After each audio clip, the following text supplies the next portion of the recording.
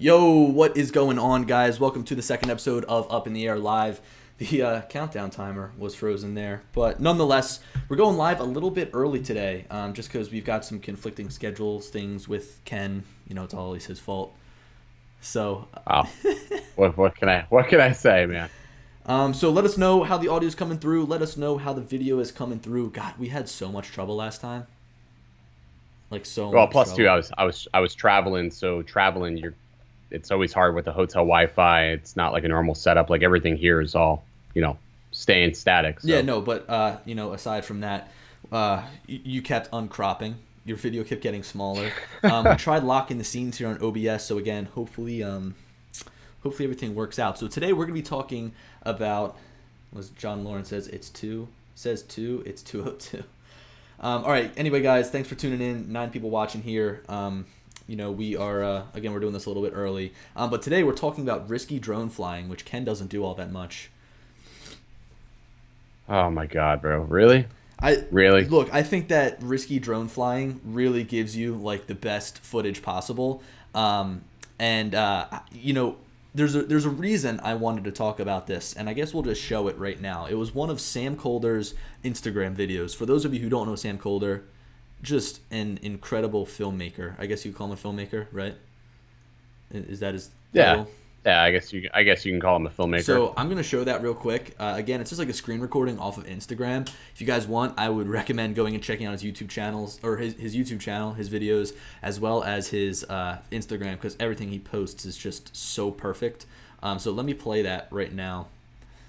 It's frozen. It's not playing. It's not playing. I don't know why it wouldn't play. Seems like everything's broken today. Yeah, well, streaming is just a pain in the butt. I think this is why we decided that we weren't going to ever stream. I know. Let me re-add it. Everything always went sideways. I know, it's really the worst. But yeah, if you guys don't know Sam Colder, I mean, I would go and check out his videos because they're just incredible.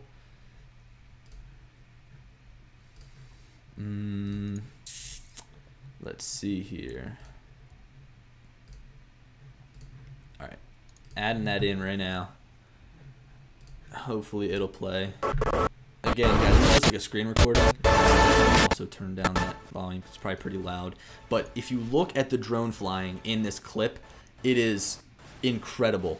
I mean, everything from the colors, the music used is great too. And you'll see all of these drone shots of him flying close to objects, whether it's through branches just like that, whether it's through different objects. And I think that just adds a level of amazement. I don't know. It's just so awesome. And so we got to add some caveats to all of this footage, though, because we talk about it being risky. One of the things to keep in mind too, if you look at all of Sam Colder's risky shots where he flies, there's like one common thing with all the shots: he's not here in the U.S. Yeah, well, he's a big travel guy, and I think that wherever he's traveling to, he definitely looks into the drone laws beforehand. But I don't think any of it's dangerous, though. Like it's more or less, if you wreck it, you're probably going to lose your drone, but none of it's like really like dangerous or hazardous to anybody, really. Exactly. And when I say risky drone flying, I don't mean flying over people. I don't mean flying over 400 feet. I don't mean like breaking the rules, but kind of like where you're risking your drone potentially crashing. And of course, you see that he is not over people during this. So if he crashes the drone, it falls in the snow or it falls on the ground. There's really nothing that's going to be bad that happens unless, he just loses his drone. This one right here is my favorite, where he goes through the tent. That's so epic. Now, there are a couple of tips, which we'll get into, to doing some risky drone flying. It's just so incredible how he's able to pull this stuff off without crashing. Also, for those of you who are wondering what drone he's using, it's the Mavic Air. And I got some clips that I want to share with you guys because I've tried to do a little bit of this. And again, there's kind of like a way to do it, like a method. This one's cool too, how he just keeps going through all of the objects. It's so awesome.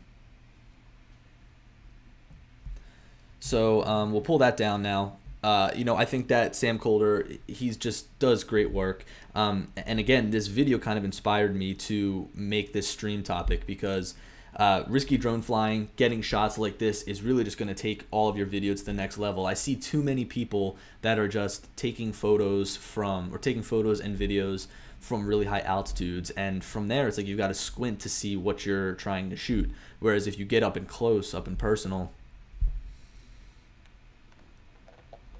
Cole says he uses a Mavic Air. Obviously the sensors shut off, but his most recent video, they were using a POV drone with GoPro as well. So I think he's talking about a what's it called? A racing drone. Yeah, so I've seen that a couple of times. Like a lot of times, like if you look at like Johnny FPV videos, he's using a GoPro Hero 7 Black. Yeah. Which, I mean, that is like the creme de la creme for like stabilization. Yeah. And all of his videos are pretty epic. They're so awesome. Johnny FPV is a great follow on Instagram too, just because he does a ton of cool stuff. I mean, he has this drone like a foot off of race cars as they're spinning around doing drifts, and he's like right there on their back, which is just awesome. That's true. I never thought about the GoPro Hero 7, how you can use, it's, I guess, the fact that it can shoot stable footage to shoot better video when you're flying an FPV drone around. And Sam Coulter's been using FPV drones also, so that's pretty cool. And that gives you kind of just a whole plethora of new shot ideas to get. And again, it's not like stable from something like a Mavic Air, but still you can fly really fast. Right. Yeah, and I think like with Coulter, he's using a Mavic Air for a lot of his videos. And obviously, it's no big secret he's sponsored by DJI. He's like, I wouldn't say he's the poster child for DJI, but he's pretty damn close. Who is? And with the Mavic Air, what are they, like $649 or something like that right now? Yeah. Unless, let me check real quick on their app. I mean, it's relatively inexpensive drone compared to I don't know, the Mavic 2s, which are double the price, up there about $1,400-$1,500. So if he destroys that drone for the sake of the shot, it's probably not too big of a deal to him. He's probably like, no big deal. Another thing is, the Mavic Air is somewhat resilient to impact, I think. It is, yeah. And the Mavic Air just looked $799, so that's what it was originally going for. Okay. So $799, but still, I mean, it's a little less hard pill to swallow if you wreck that versus, let's say, something like a Mavic 2 Pro or Mavic 2 Zoom. I think that would sting the wallet a little bit more than a Mavic Air possibly going down. Yeah, and what's pretty much, when you're doing these types of shots, you're usually pretty close to the drone, which means you don't need a crazy transmission system like OcuSync. Wi-Fi pretty much just works. Right. If you notice, whenever he's doing those shots, there's always somebody standing in the middle of the frame, and I would assume that it's him. He's not even looking at the camera. He's not looking at the screen. He's most likely looking at the drone, and he has it flying straight backwards.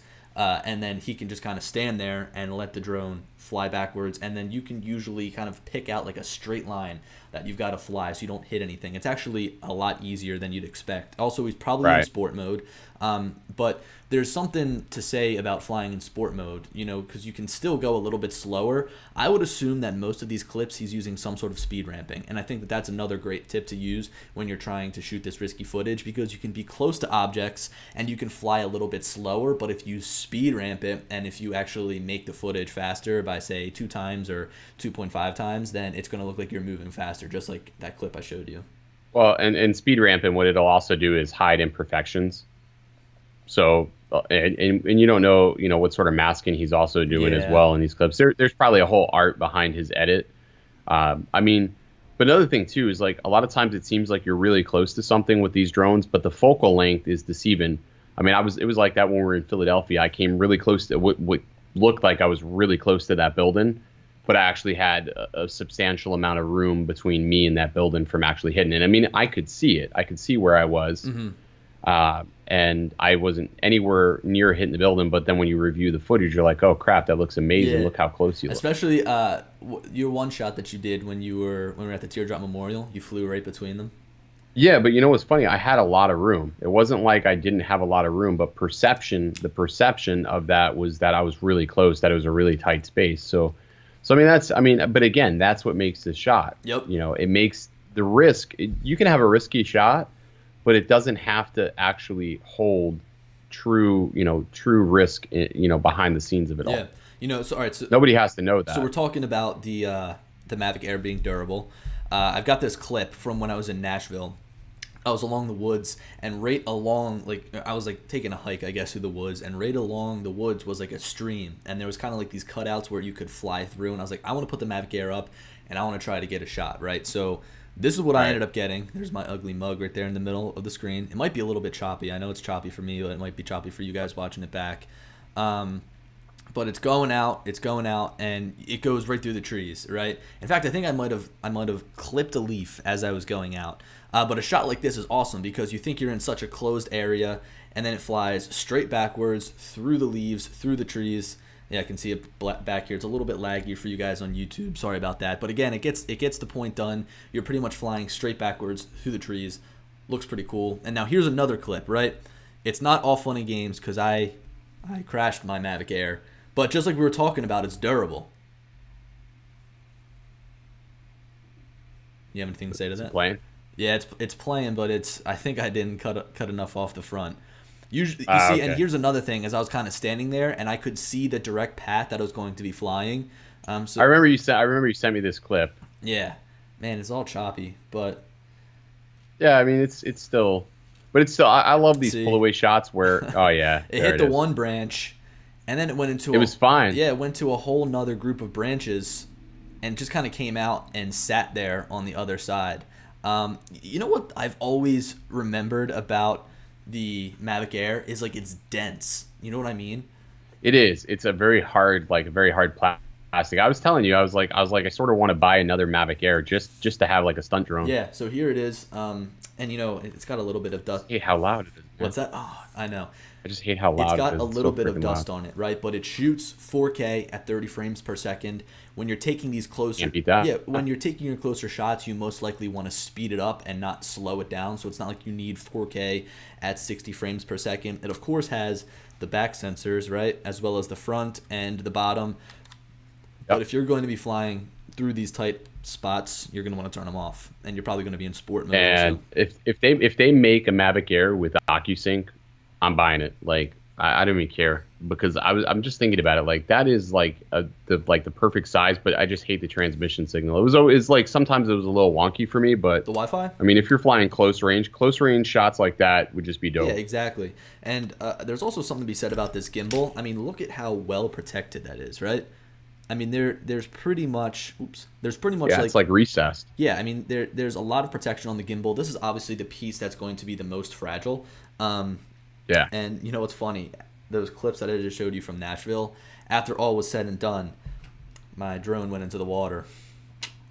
So yeah, I remember that. Well, you lost it in a cave. Yeah, I would just like that. I wanted to fly close to things, and I went down this cave, and I was kind of on the outside, and then I flew it backwards, up and out, and it worked. And I was like, all right, I want to try that again. I want to try to get a better version of that shot. And I went in there. And then I think I turned to the right a little bit, itched my leg, and then I just saw it veering over because it was in ATTI mode.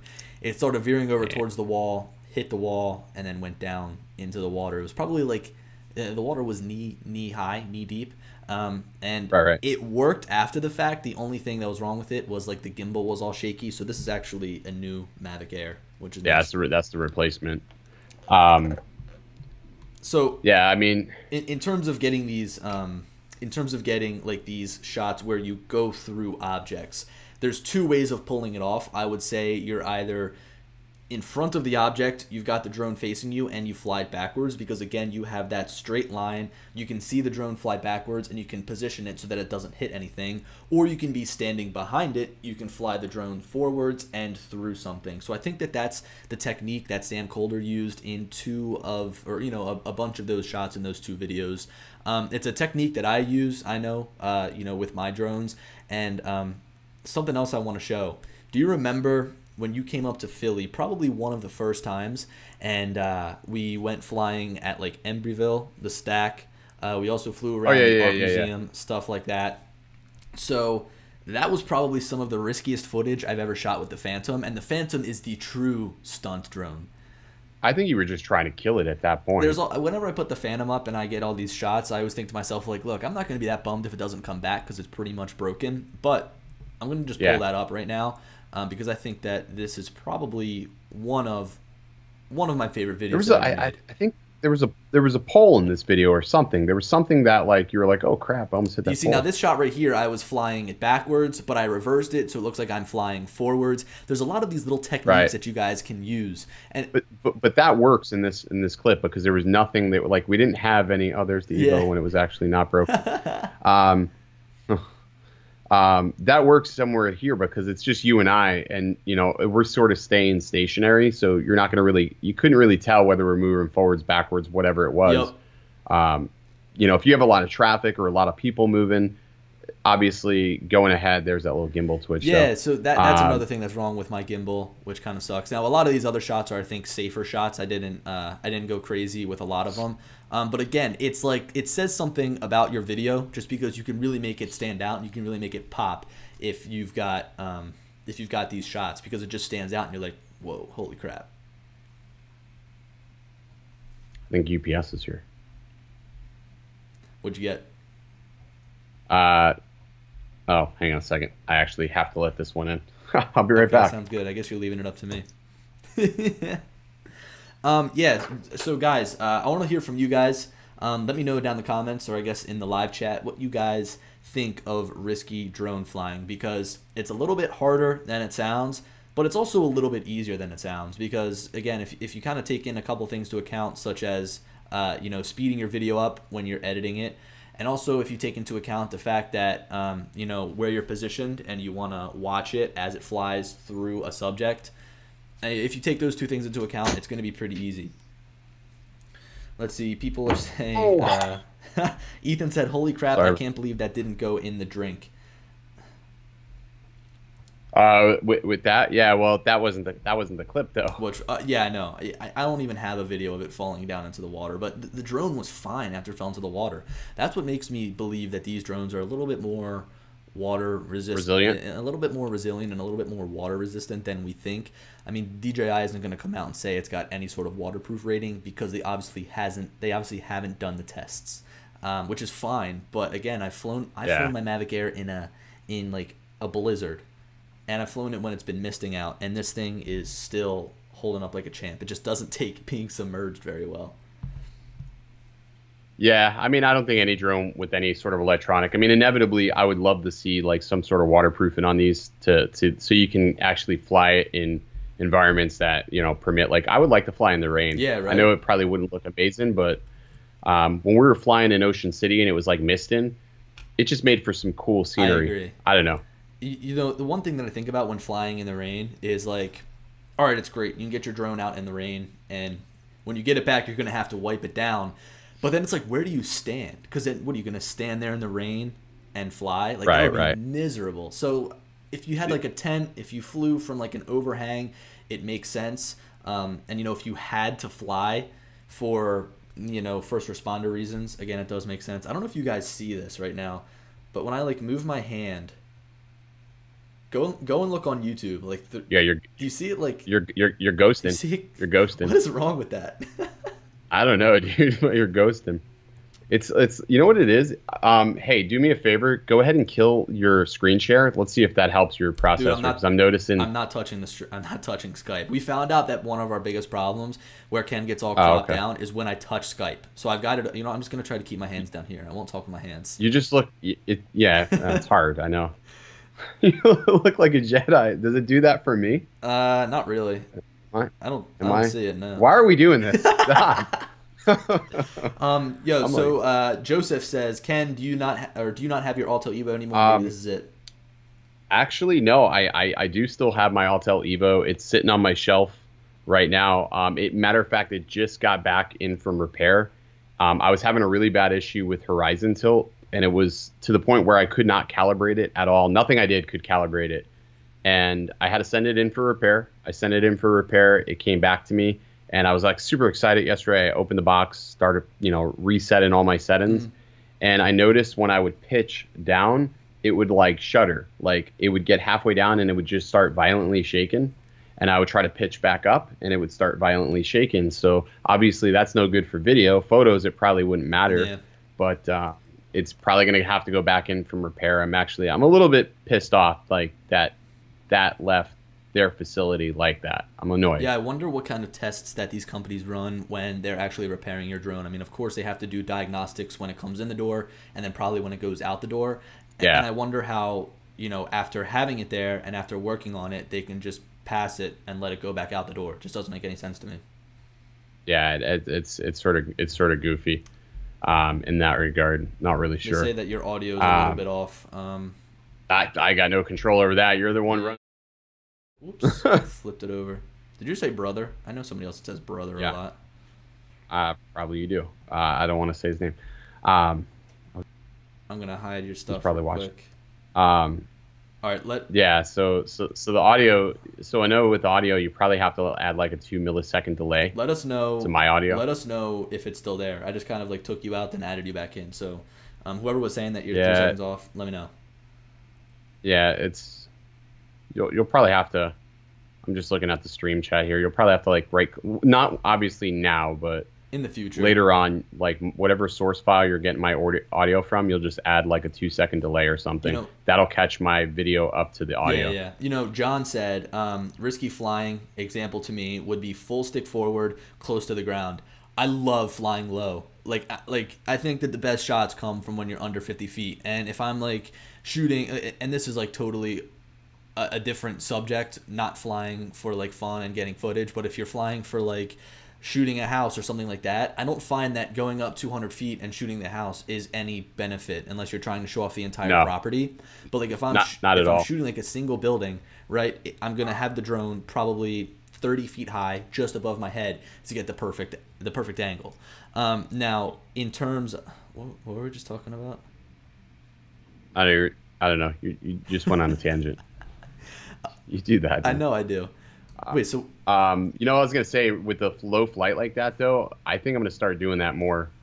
Even with my real estate shots, because something I noticed that it's hard to really match D-Log footage to Sony cameras. Like if I film on the ground with my Sony camera, and then film with the Mavic 2 to try to match the colors from the house, it's really hard. So I think what I'm gonna do is just do all outside drone, like all the way around the entire property.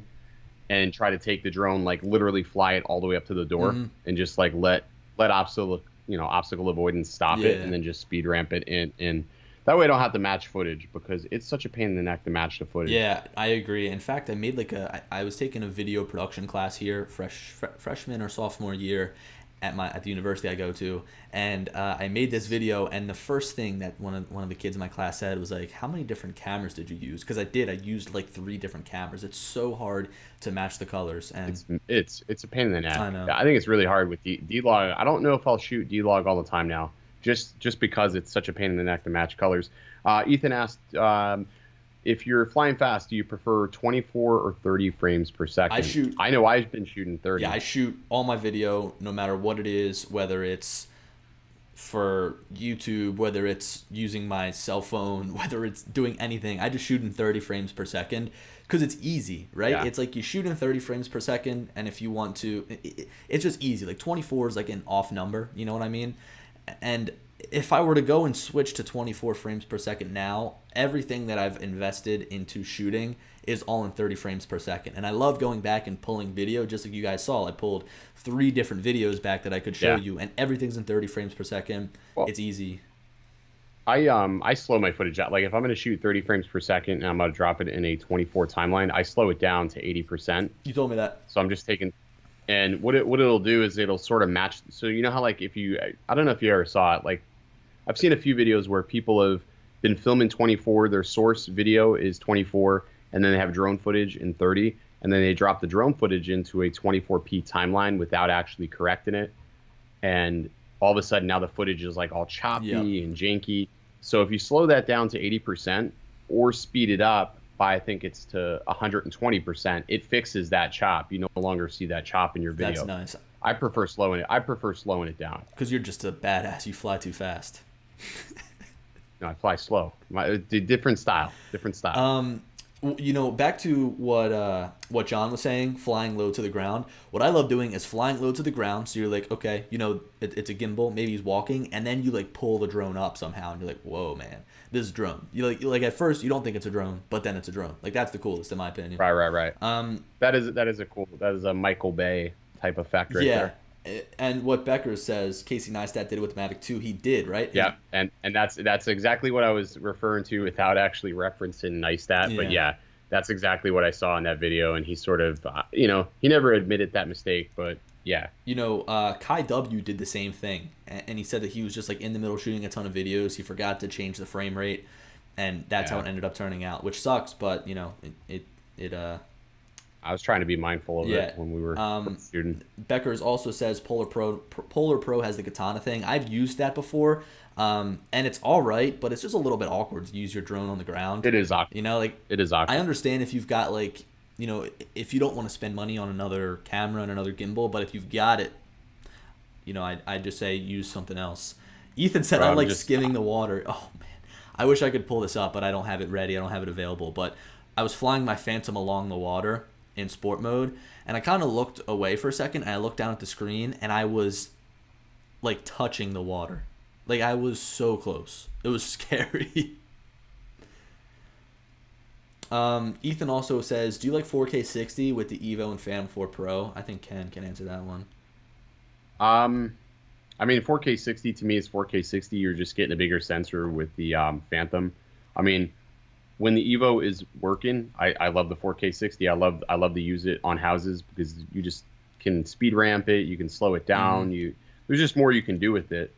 But that's again when it's working. But I like the 4K 60 on the Phantom. Yeah, like I thought that was pretty good. I think it looks great, and there's really no downside to shooting 4K 60 because then you can slow it down to 30, or you can take your 4K 60, drop it into 4K 30, and it'll just automatically, you know, remove every other frame or whatever.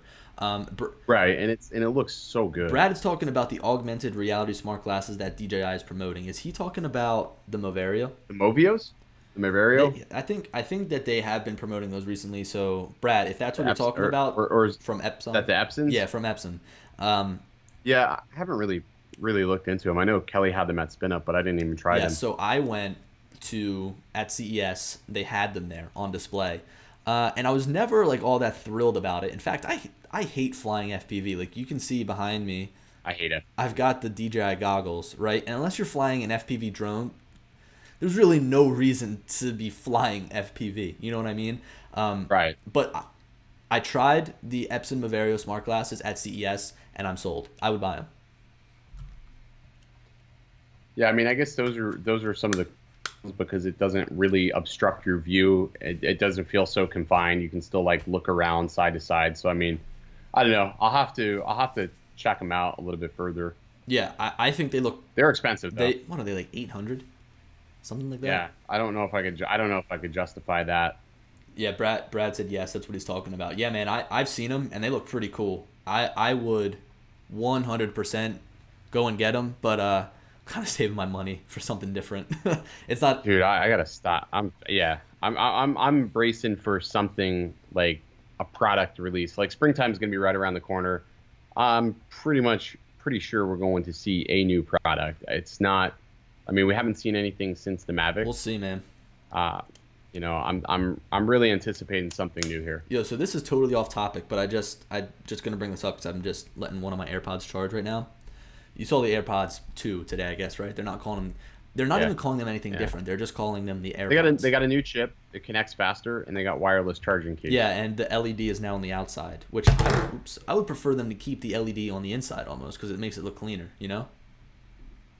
I don't know. I always keep mine in a case anyway, so I wouldn't be able to see the LED anyhow. You're right. I mean, mine, like literally, I keep mine. If you look at my bag back there, like I leave my AirPods continuously hooked on that bag. I just pull them down once in a while. Yeah, I remember you telling me that. And charge them up. But Becker says saving. What's that? I forgot that word after my first flight. I feel you there. Yeah. Brad. Okay, so do you think they're worth $599, Billy? I'm interested. So $599. That's what I guess the what's that? The Moverios. I would say that's worth it. I think there's not a thing like it right now.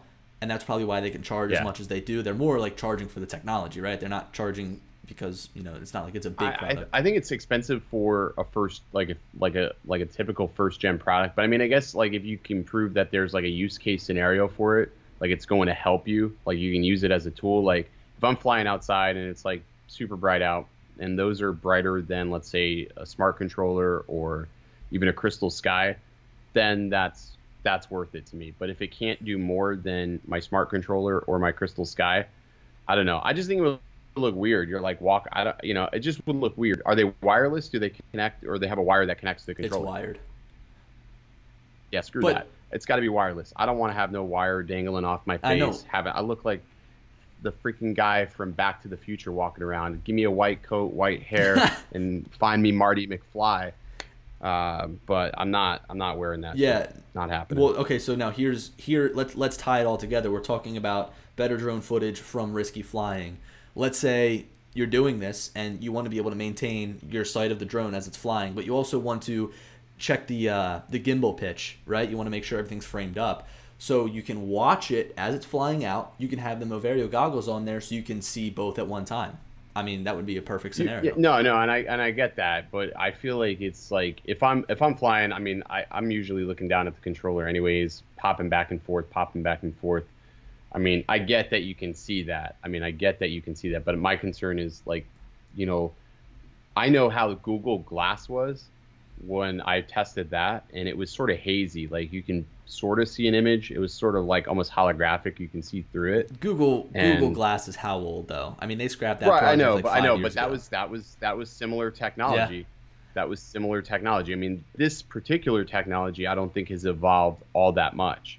So it just wasn't all that there. Again, I haven't tried them yet. I should have tried them when we were out at Spin Up. I didn't even think about it.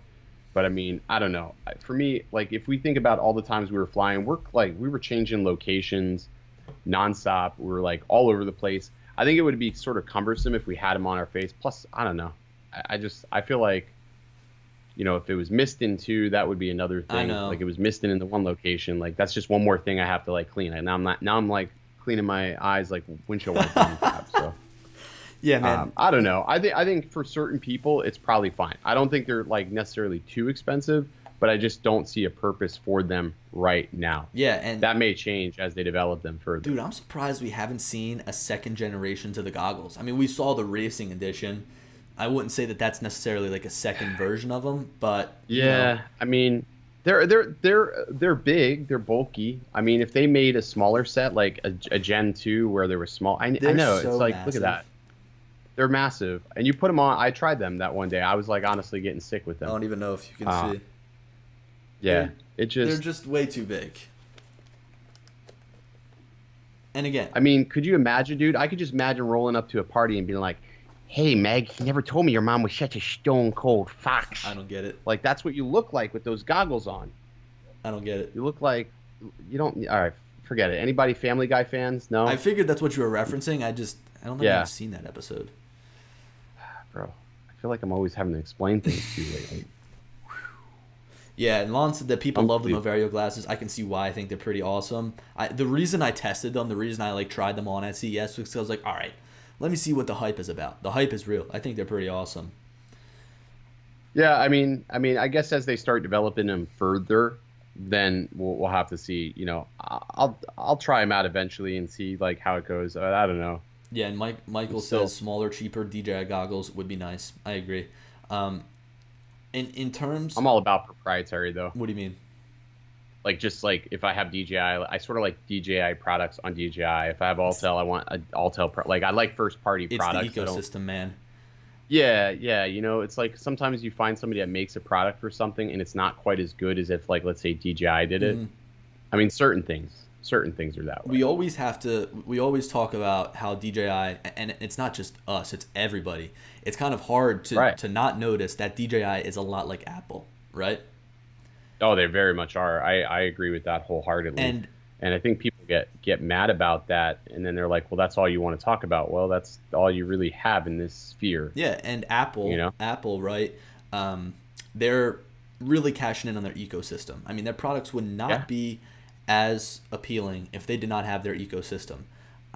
I've got pretty much all Apple products because I can iMessage from anywhere I'm at, or I can FaceTime wherever I'm at, or if I've got my phone on the same Wi-Fi connection, I can just pick up the phone right from my computer. I mean, so many really convenient features. And I can see that DJI will probably go down that road with a lot of their products because, again, like you get the goggles, you can't use them with anything else other than DJI drones. Yep. Yeah, I mean, and like I mean, I use my Crystal Sky though with the Evo, which is sort of cool to have a bright screen. I mean, everything works, but like the smart controller is proprietary. You have to use a smart controller with, you know, a Mavic at this point. So, I mean, we'll have to see. Man, we got off topic somehow. I know, dude. we really got off. I think that's what happens with streams, though. You know, you just sort of let it roll. But I mean, you know, back to fly and risky though. We're not saying to fly dangerously. I think that we have to sort of, for obviously, you know, online purposes, we have to sort of put out that caveat that we're not talking about being dangerous. We're talking about if you're going to take a risk, that risk has to be assessed to your drone, to your physical property, nobody else's property. We're not saying to fly risky or put anybody in danger or harm's way. We're just saying specifically to fly in a manner that you may not come back with a drone, and that's just it. But we don't see enough of that, though. There really isn't enough of that. Like, I don't watch enough of footage where I'm just like I'm like, you know, sitting there saying, oh man, and cringing. Like, I don't see enough of videos that make me cringe, but cringe in a good way. And if that makes sense. Here's the thing about Sam Kolder's videos, right? So first of all, they stand out because they're incredible. The colors, the music selection, the shot selection, everything about them is so well put together. But his videos stand out even more because of those drone shots. There's not many people doing that. No, right. And I mean, that's what I say. He is the poster child for DJI's success, I think, as of right now, because again, he's flying outside of the country. He's flying in these, you know, brilliant locations where it just looks really super, you know, cinematic. I hate to overuse that word, but it does. All of his footage looks like nothing we've ever seen before. And I think that's what all sort of ties it together. And then obviously too, he's willing to just understand the fact that I may lose this drone. Yep. This is a tool. This is a tool. This is not a toy. And yeah, but I guess you can do that when this is what you do. You can do that, you know, for a hobbyist, it may be harder to understand that, okay, I could risk it, but what's my reward if I risk this? Yeah, and there's a couple things in the comments, right? Lon, first of all, says, I like close reveal shots. I agree, man. Being up close to something like a close building and you're coming up and you got it all in frame and then you come up above and you reveal something huge, right? Like, let's say you're coming up like these trees, for example, down in Philadelphia near the Art Museum. You come up above the trees, and as soon as you get to the tip and you keep going up, it reveals the whole skyline. Like, stuff like that is so cool. How you get up close to something and then it reveals something further away. That's just massive. I mean, it's kind of go ahead. Ethan asked, does Skywatch ever request your flight logs? And the answer to that is no. Yeah. They don't request any of your flight logs or anything like that. The only time they would request anything like that is if there was significant damage to property. But again, they're an insurance company. They're not going to penalize you for what you were doing because that's just associated risk to the action you were taking. You were flying, just like in an event you were driving. They're not going to say, hey, we need to connect our OBD meter up and see how fast you were going. They don't care. They're just going to insure the flight. So no, they don't need anything like that. But obviously, the less accidents you have, the longer you're going to keep receiving those discounts. So, just obviously don't have multiple claims in a long period of time. So Danzio says, who remembers DJI's S800s and the S1000s? So the Spreading Wings series. Maybe you guys haven't heard of this. If you haven't, I'd recommend going and typing DJI Spreading Wings, and these drones are massive. Were they hexacopters? They might have been hexacopters. They were massive, right? And you could put a DSLR on the bottom. I forget when these exactly came out. They're not sold anymore. They're not manufactured by DJI. But do you remember, I don't know if you follow them on Twitter, but they did this like 10 years challenge thing, right? And it goes from what they originally made, which is this huge like helicopter with a DSLR mounted in the middle, and then it comes down to the Mavic 2 Pro. It's awesome. Yeah, I saw that. Lon says, who remembers the 3DR Solo? All right, let's not. You can't say, if you say that 3 times, somebody's gonna come knocking like the boogeyman. Just joking. But yeah, I think that's all I've got, man. You got anything else today? No, but look. So, leaving you guys all here, the 22 of you watching, shooting this type of risky footage is going to give you video that stands out amongst everybody else's, right? And when you use this video, it's going to make people go, wow. And I think that that's one of the things that makes my footage stand out. I never like to be like, I don't know, boring and just fly straight down, scanning stuff, because while those shots are great for filler shots, I really like to focus on being risky, getting up close, and shooting things that a lot of people can't see from an aerial perspective. Wait a second. Was that just a humble brag? That was. I don't know. That was a humble brag right there. That was totally a humble brag. I'm just saying that if I were to look at my footage compared to, I don't know, really anybody else's, I don't see many people flying close to stuff like Sam. No, there isn't. I mean, there really isn't anybody that's coming close to that. Like, if you look, I mean, Sam Colder, obviously, I mean, but his is like, you know, next level type of crap. I mean, there could be a couple of people, but it's not like on a consistent basis. You know what I mean? Like, if we look or scour the internet, I mean, I'm talking Sans FPV guys. I'm not going to include them into this because their footage is entirely different than what we're doing. But no, I don't think anybody is flying quite like that. And I think, I mean, that's you know, sort of how you built your fan base with that, man. Those type of flights. Exactly, and it's kind of progression. It's about progression. Man. It's not about like copying other people. It's about developing your own style. Something a really good idea. Ethan said to do a show on product bias. I think that'd be awesome. I'm definitely down to do that. Potentially. What's that? Product bias. Doing a show on product bias. Maybe for Overcast. Maybe for this. I think that, you know, either way, that would be pretty cool to talk about, because it's really easy to be biased in this market, the drone space, because DJI, I mean, they're really the king right now in terms of consumer drones. They've got a lot of really good. And it's not drones. like we don't try to fly other things, or we don't try to talk about other things, but it's like, you know, we consistently fly DJI on a regular basis because that's what we use for our work. We can trust it. That's just what we use for our production, and that's sort of what works. I mean, if somebody else came up to us and said, hey, we have something that's going to work, you know, equally as well, I would be apt to try. Yeah, man. You know, I would be apt to check it out. Yeah, Lon Denard said, if you say the Evo sucks 3 times, Danny Fife will come and get you. God, I hope not. I haven't had any interaction with that guy in a very long time, and like to keep it that way. Yeah. All right, you guys. Thank you for tuning in to the live stream. We will catch you next week. Different time, 8 o'clock potentially. I think we're still good for 8 o'clock next week. Wednesday. Yeah, 8 o'clock. We're gonna have to tune these lights up a little bit because I feel like they're coming in a little bit hot. I don't know. Maybe it's just me. Maybe it looks different on the stream, but they feel like they're coming in hot. Shouldn't you be tan living down in Florida? I should be. I feel a little bit washed out. Do you think I should bump the saturation up? This is the new camera though. This is the Brio. Yeah, we're both using the same webcam, so hopefully it looks the same. So hopefully also next week. Winning. I think this week we got a lot of the kinks ironed out, and I think that next week hopefully will run smooth. So next week, Wednesday, we're aiming for like a little bit later in the day, and then we have one more podcast, and then you're down the weekend of April 5th. Yep. We're actually coming to Florida this time. Yes, sir. All right, guys. Thanks for tuning in to the live stream, and you know, we'll catch you next week. See you guys later.